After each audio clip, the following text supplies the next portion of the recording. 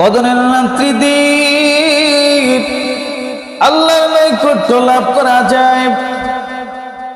আল্লাহর হাবিব, আল্লাহর বন্ধু, আল্লাহর প্রিয় হাবিব আল্লাহর দরবারে দোয়া করলেন, মালিক ও প্রাণের আল্লাহ,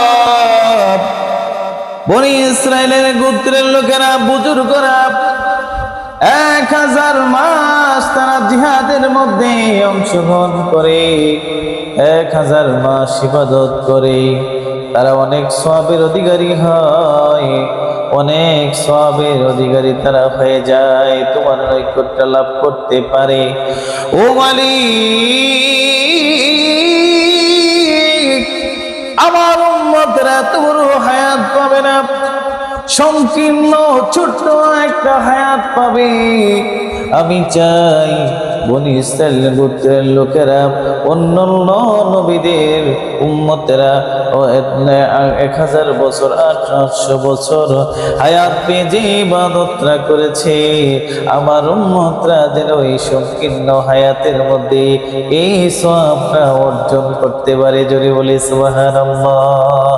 আল্লাহর দরবারে যখন আল্লাহর নবী রাহমাতুল লিল আলামিন এই আবেদনটা করলেন, আল্লাহ কবুল করলেন।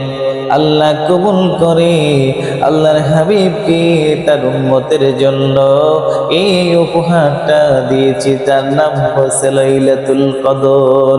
যে লাইলাতুল কদরের রাত্রিটা 1000 মাসের চেয়ে উত্তম। জোরে বলে সুবহানাল্লাহ। 1000 বছর ওই উম্মতে বনি ইসরাইল গোত্রের লোকেরা যদি 1000 বছর তারা জিহাদের মধ্যে অংশগ্রহণ করে যে সব অর্জন করত, আল্লাহর হাবিবের উম্মতেরা এই রাত্রিতে এক রাত্রিতে তারা আল্লাহর ইবাদতে মশগুল থেকে দূর করে দিতে পারে, আল্লাহ রাব্বুল আলামিন তার আমলনামার মধ্যে 1000 মাস ইবাদত করলে যে সওয়াব হয়ে যেত, ওই সওয়াব আল্লাহ তাআলা তার আমলনামায় দিয়ে দিবে। জোরে বলে সুবহানাল্লাহ। 1000 মাস জিহাদ করার সওয়াব তার আমলনামার মধ্যে দিয়ে দিবে। জোরে বলে সুবহানাল্লাহ। আর এই রাত্রিতে কোনো মানুষ যদি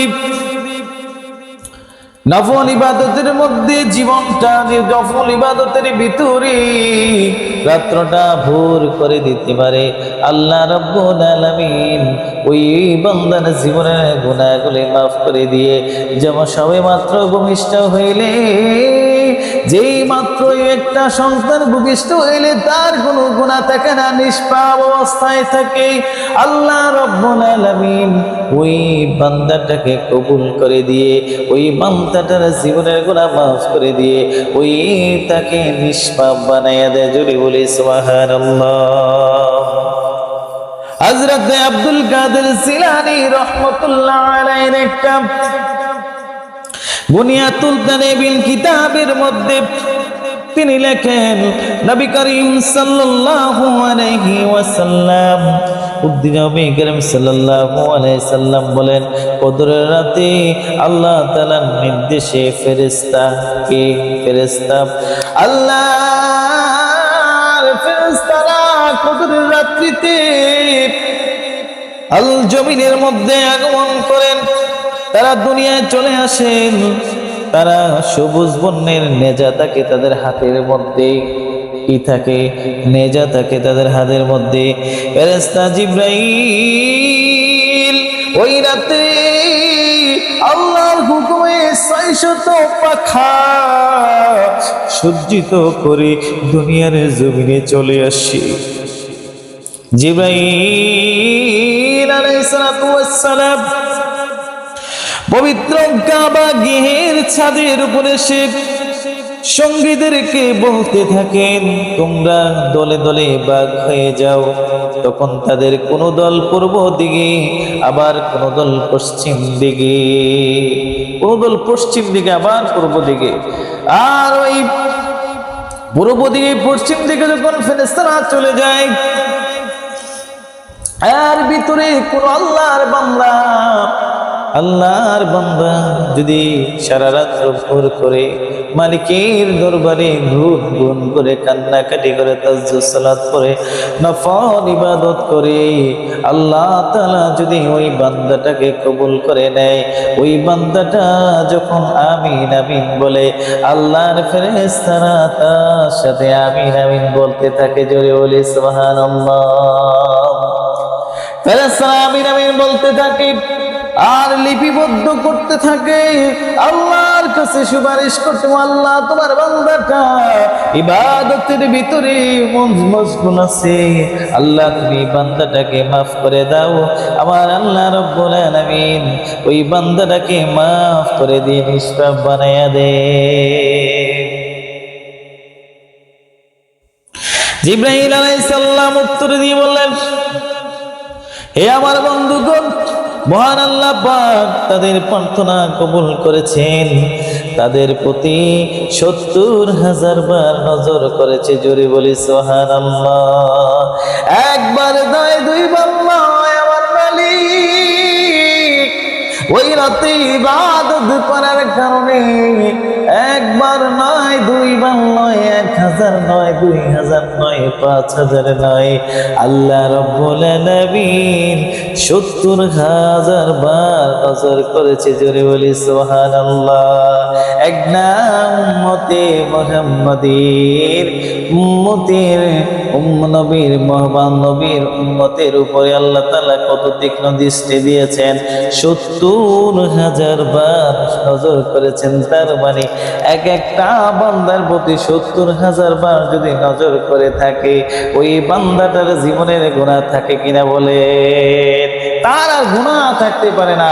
আল্লাহ রাব্বুল আলামিন তার নজরের কারণে আল্লাহ তাআলা নেককার বান্দা হিসেবে তাকে কবুল করে নিয়ে আল্লাহ তাআলা তাকে ঈমানদার বানাই দেয়। জোরে বলি সুবহানাল্লাহ। শবে কদর নামাজের নিয়ম হলো, অনেকে শবে কদর নামাজের নিয়ম পালন করতে চায়। এশার নামাজের পরে তারাবির সালাত পড়ার পরে অথবা আগে অথবা পরে লাইলাতুল কদরের কিছু নিয়ম কানুন রয়েছে। পবিত্র হাদিসে পাক আল্লাহর হাবিব বলেন, শবে কদরের রাত্রিতে যদি ৪ রাকাত নামাজ পড়া যায় আর ওই নামাজের প্রত্যেক রাকাতে সূরা কদর এবং সূরা ইখলাস ২৭ বার পড়তে হয়। এই নামাজ পড়লে আল্লাহ রাব্বুল আলামিন ওই নামাজের সকল গুনাহ আল্লাহ তাআলা মাফ করে দিয়ে মায়ের গর্ভে থেকে যখন ভূমিষ্ঠ হইলে যখন নিষ্পাপ অবস্থা বের হয়, ওই অবস্থা তাকে আল্লাহ তাআলা দান করবেন। জোরে বলি সুবহানাল্লাহ। আরেকটা হাদিস শরীফের মধ্যে বলা হয়েছে, এই রাত্রিতে 2 রাকাত নামাজ পড়বে। কয় রাকাত? 2 রাকাত নামাজ পড়বে। প্রত্যেক রাকাতে সূরা ইন্না আনজালনা একবার, সূরা ইখলাস 3 বার পড়বে। এই নামাজ পড়লে আল্লাহ তাআলা তাকে শবে কদরের রাত্রিতে সকল সওয়াব তাকে আল্লাহ তাআলা দান করে দিবেন। জোরে বলি না সুবহানাল্লাহ। এই নামাজ পড়লে আল্লাহ তাআলা তাকে শবে কদর রাত্রিতে ইবাদত করা সকল সওয়াব তার আমলনামার মধ্যে আল্লাহ দিয়ে দিবেন। আর রোজা কবুল করবেন তাকে হযরত ইদ্রিস আলাইহিস সালাম, হযরত শুআয়ব আলাইহিস সালাম, হযরত আইয়ুব আলাইহিস সালাম, হযরত দাউদ আলাইহিস সালাম, হযরত নূহ আলাইহিস সালামের মতো সওয়াব দান করে দিবেন। বেহেশতে তাকে মাশরিক হতে মাগরিব পর্যন্ত 1 শহর দান করে দিবেন। জোরে বলি সুবহানাল্লাহ। আরেক হাদিসের মধ্যে পবিত্র হাদিস শরীফে আছে, এই রাতে 4 রাকাত নামাজ পড়া যায় আর প্রত্যেক রাতে সূরা কদর 3 বার সূরা ইখলাস পড়বে। নামাজের পর সিজদায় গিয়ে বেশি বেশি যদি এই দোয়াটা করা যায়, আল্লাহ রাব্বুল আলামিন খুশি হয়, বেশি তাকে আল্লাহ তাআলা রহমত দিয়ে থাকেন। সুবহানাল্লাহি ওয়াল হামদুলিল্লাহি ওয়া লা ইলাহা